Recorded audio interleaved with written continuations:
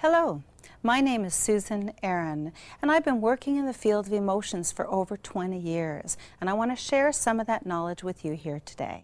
Now let us examine the first problem associated with anger, and that is anger being associated with violence. We're going to do this in the form of a skit, and this skit has the following 4 characters. I'm angry and I want to express it somehow. I'm violence. I want to do harm. I want to do damage. I want to hurt somebody. I'm suppression. I don't ever want to express my anger. I wouldn't possibly take the risk of hurting someone. In fact, I believe you should bury it deep inside. And I'm not angry. I'm fine. Why would anyone think I'm angry?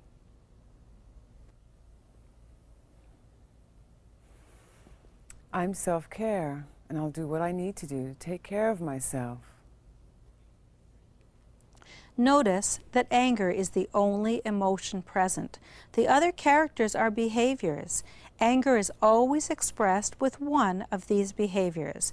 Let's see how anger looks when it is hooked up with each of these behaviors. First, we will look at anger when it's expressed with the behavior violence. I want to encourage you all to breathe during this because this can be very triggering. What I mean by that is it could remind you of past experiences of unhealthy anger. I'm angry and I want to express it somehow. So you're angry, Yeah, are you? I am. Let's go Okay. punch that Yeah. son of a bitch Okay. in the face. Let's go Okay. kick down Yeah. the door Okay. or smash a window. Okay. Did you notice how violence draws the power of the angry energy and directs it towards violent behavior? Now let's see anger when it's combined with the behavior suppression. This is often what people will choose if they've had unpleasant encounters with violence. But ask yourself, is this really a better choice?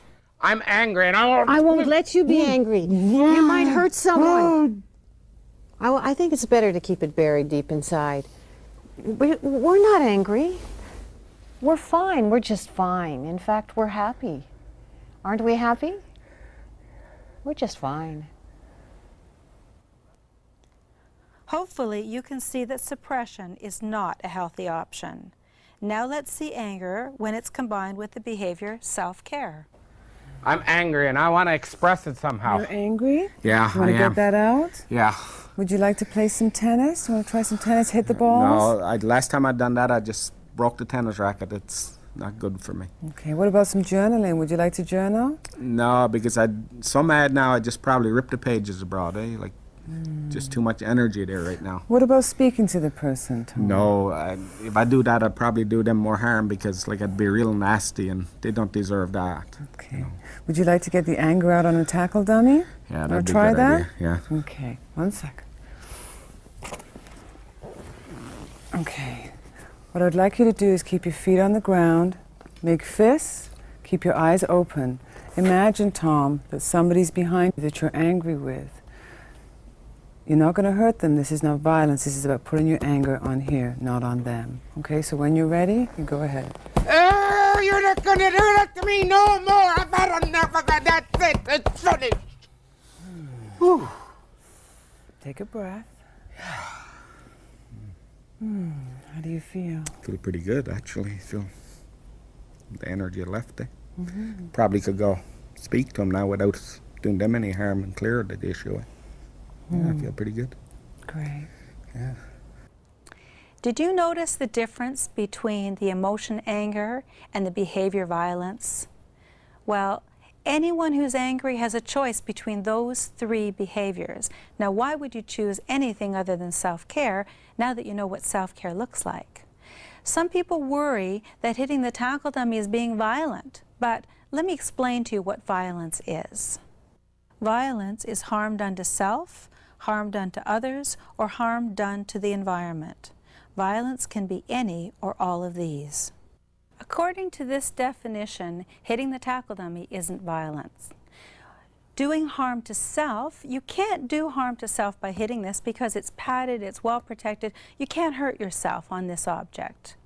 Harm to others, when you do this release, you do it under a supervised, trained professional, so they're not going to be frightened or upset by it.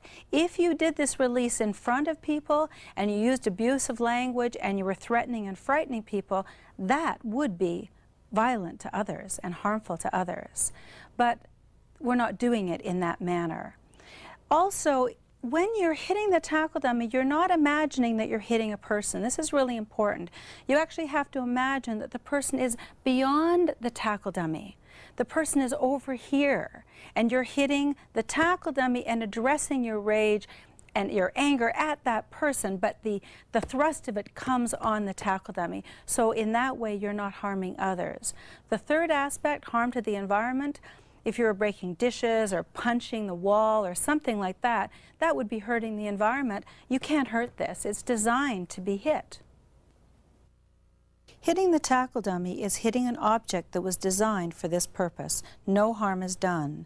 This is one form of healthy release of anger and is to be done in a therapeutic context with trained professionals. It is not the only form of angry expression, but it is an excellent form when there is a buildup of unexpressed anger and there's a large charge or energy that needs to be looked at in a safe way.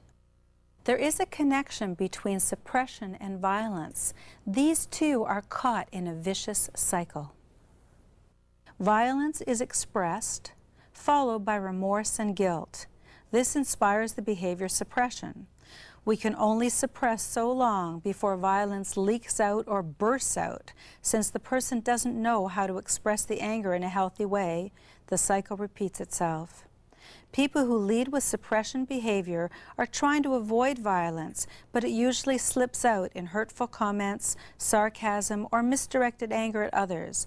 They don't know how to stop the cycle, so they suppress harder and feel more remorse at the outbreaks of violence. This does not stop the cycle. Anger with self-care is the only other option. The best time to learn about anger is not when you're angry. In the heat of that angry moment, you can't think, you can't learn new skills.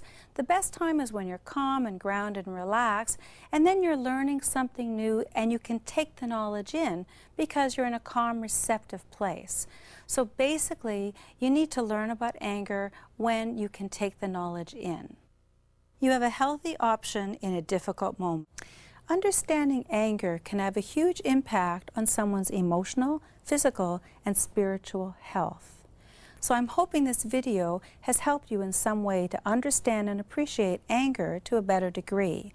Do not try these releases unless you have the support of a qualified, trained professional.